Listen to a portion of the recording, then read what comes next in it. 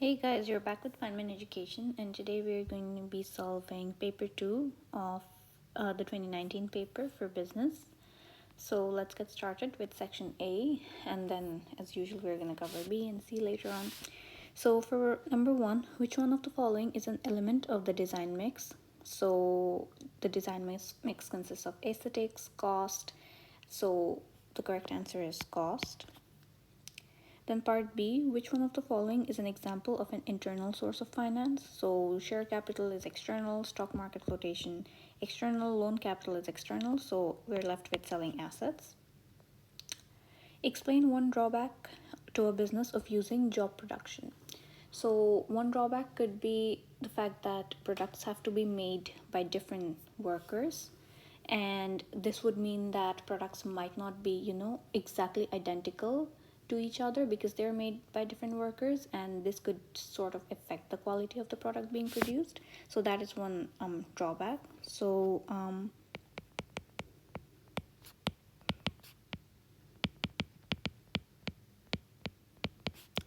products are made by different workers in this production method, and therefore they might not be identical.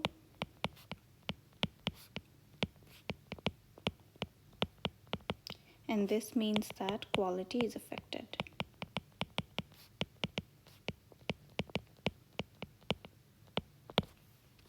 All right. For part D, explain one advantage to a business of producing high quality product. So there are lots of advantages. We can just write that if we are producing high quality product, it is sort of a USP to us, a source of differentiation, and because of it, we might be able to attract more consumers, and if we have more consumers, our sales are going to increase and our market share is going to increase. So we could simply write that. So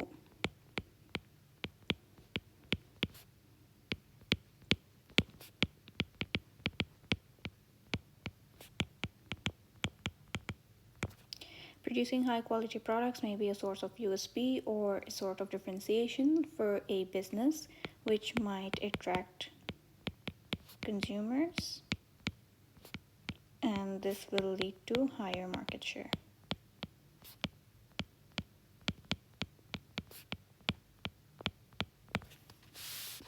Okay, then let's move on to question 2. Which two of the following are likely to be sent to a business by a person applying for a job? So I'm applying for the job.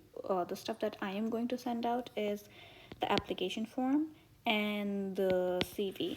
All of these are basically job descriptions which are sent out by the workplace to the employee. Now part B, which two of the following are likely to increase the productivity of a business?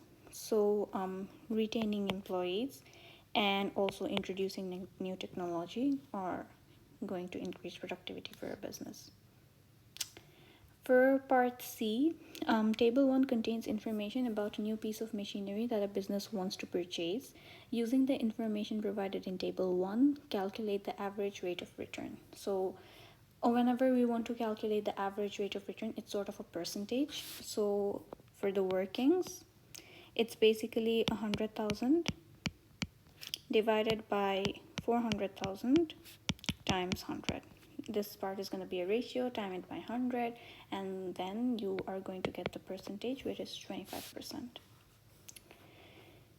Part C, explain one benefit to a business of having a good relationship with its suppliers. So if we have a good relationship with our suppliers, there's a lot of advantages. One of them, if I were to write, would be that if I have a good relationship with my suppliers, I am more likely to get discounts on purchases of raw materials, and if I'm getting discounts, my cost of raw materials, so basically my variable cost or business expense, is going to decrease, and therefore my profit is going to increase.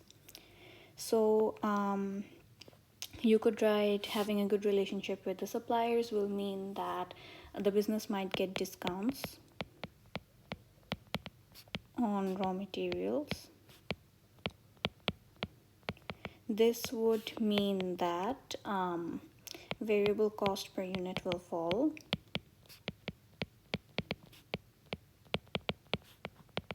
And if business expenses fall, profit increases.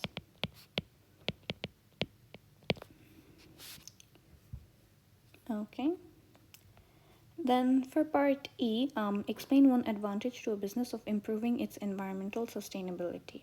So sustainability is pretty big nowadays, and one advantage for the business of improving its environmental sustainability would be it could appear more ethical to the consumers, and this would attract more consumers to the business because they are seeming to be more ethical, and brand image of the business will increase.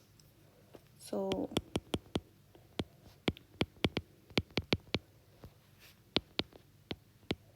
consumers will be attracted,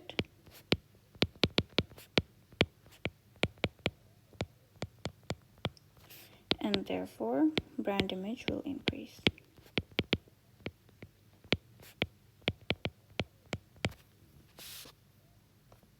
Okay. Then let's move on to question number 3. Which one of the following is a barrier to international trade? So whenever there is international trade, there is tariffs. So tariff is a barrier to international trade. Now, figure 1 shows the sales revenue of a business over 3 years. Using the information in figure 1, calculate the percentage increase in sales revenue from 2015 to 2016. So this is 2016, this is 2015. Percentage increase formula is very easy. You take the new value, subtract the old value, divide by the old value, time it by 100. So the new value is 150,000 minus 750,000. New minus old divided by old times 100. So after you do this, you're gonna get 100%. Okay, now let's move on to part C. Explain one method a business could use to differentiate its products. So one way a business can differentiate its products is by adding extra features to it. And if you add extra features to your product, it would make your product seem more attractive, and you would be more able to get customers' attention. So add more features. This would basically make your product more attractive.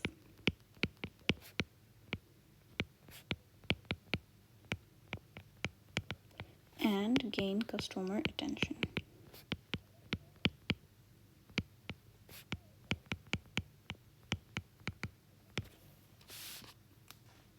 Okay, explain one possible barrier to effective communication within a business. So one possible barrier to effective communication might be using a lot of technical language or jargons, as we have learned from the book. So if we do this, it's going to confuse the employees because a lot of employees might not understand the technical terms or the jargons being used, and employees might fail to carry out the tasks properly. So that is one disadvantage. So use of technical terms or jargons. If this happens, employees get confused, and this will lead to them not being able to carry out their task properly.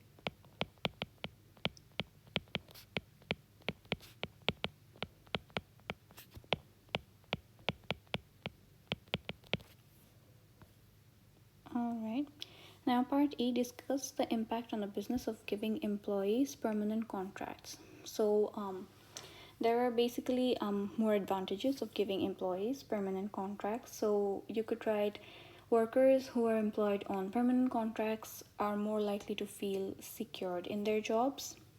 So job security is higher. And if they feel more secured in their jobs, this would mean that they would feel more motivated and productivity will increase, and therefore business costs will decrease. So more motivation.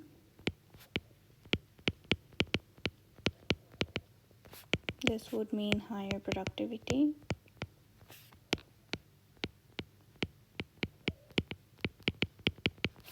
and lower average cost. Okay, this might be one point. And another point that we can write is if employees are on permanent contracts, they're less likely to leave the business because they have, again, more job security. And if they are less likely to leave the business, this would mean that the business spends less time on hiring more workers, training them, and this again reduces business costs because they don't have to spend so much time on hiring or training process, and improves profitability.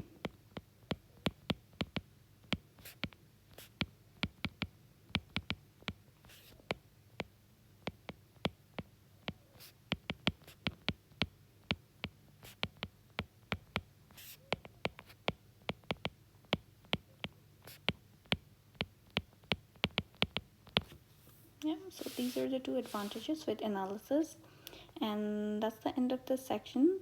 We'll come back next time with section B.